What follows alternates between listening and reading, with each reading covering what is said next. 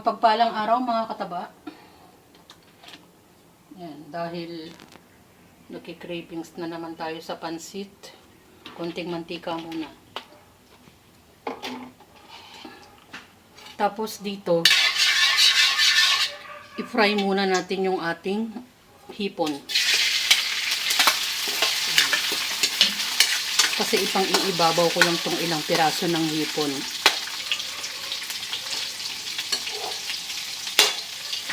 Tapos, yung ibang ingredients natin, bawang, sibuyas, konting pork, chicken, more on chicken breast to. Yung ulo ng hipon, yan. Nilagyan ko ng tubig, tapos dinurog ko siya para mas malasa. Kasi ipang-aano ko yan mamaya. Yan din yung ipampapakulo ko sa ating pansit canton. Para mas malasa. Binabaligtad ko lang to. Ito ang kapartner niyan mga katabaw, hindi ko na ipapakita. Ang ating homemade na Shanghai. Kasi hindi na kami magra-rice. Ito na yung ating pinaka-dinner. Yung ibang gulay natin, yan, pinagsama-sama ko na yung halos magkakasabay na naluluto. Tulad nito, hindi masyadong malalaki yung diwa naman, kaya halos sabay lang yan maluluto. Tulad ng beans, bell pepper, sayote, carrots, repolyo, at napa-cabbage. So yan yung ating mga gulay.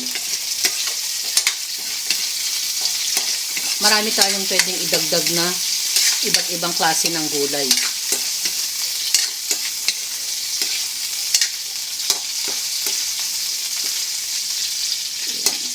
Tingin ko pwede na to.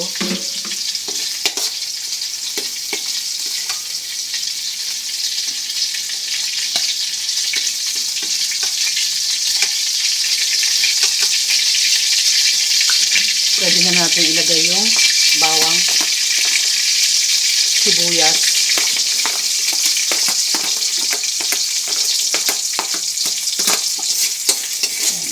mas malasa yan dahil yung ating hipon.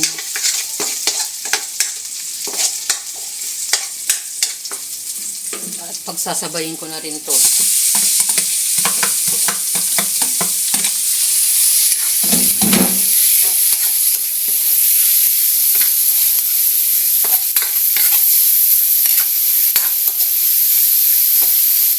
Pabayaan natin mag-brown. Sayote. At yung ating carrots.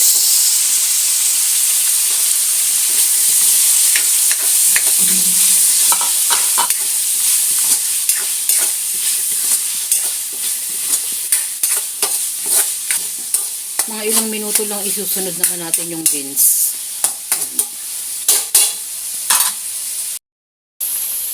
Beans at bell pepper. Pampalasa. Paminta.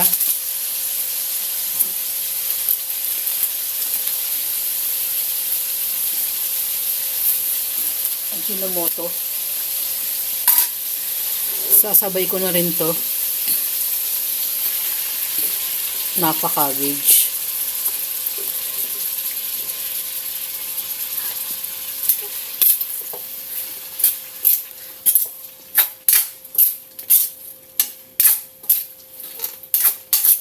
Mas maraming gulay, mas maganda.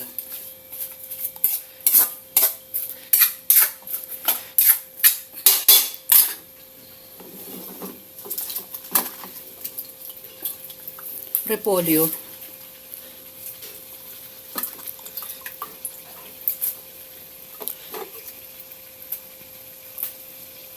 Konting toyo muna.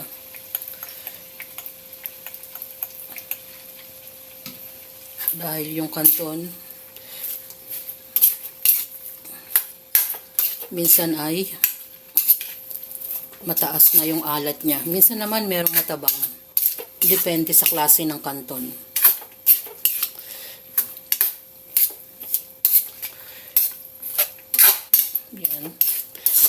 Pabayaan muna natin maluto ng konti yung ating gulay. Yan. Magdagdag tayo ng oyster sauce.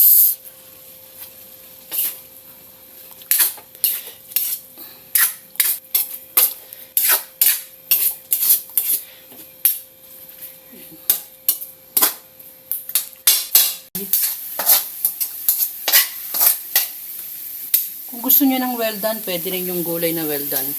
Maglagay tayo ng tubig kasama nung ating pinigana, ulo ng hipon, toyo,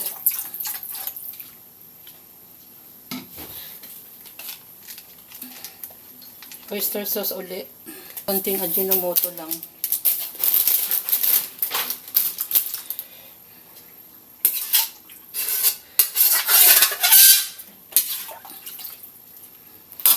Ilagay na natin to.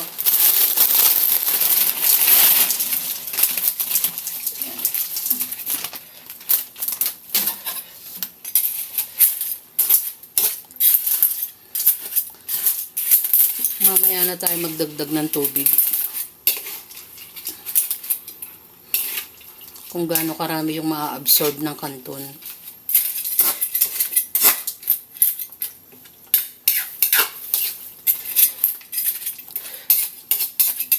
Iwayaan muna natin dyan. Luto na yung kanton. Ihalo natin yung kalahati ng gulay.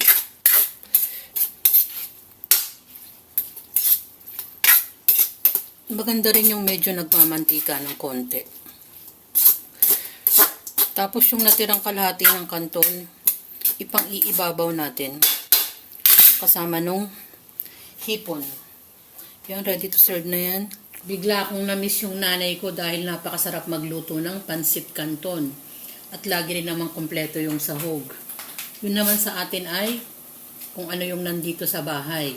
Hindi ko birthday, pero napakasarap ng ating pansit canton. Mas maraming gulay, mas masarap. Diskartihan nyo na lang mga kataba kung anong sahog ang ilalagay nyo. At ganun din sa gulay. Yan yung ating masarap na pansit canton. Dinner na yan ng ating pamilya. Enjoy, kumain, at maging masaya. Happy na naman si Mama Taba. Salamat sa panonood mga kataba at ingat!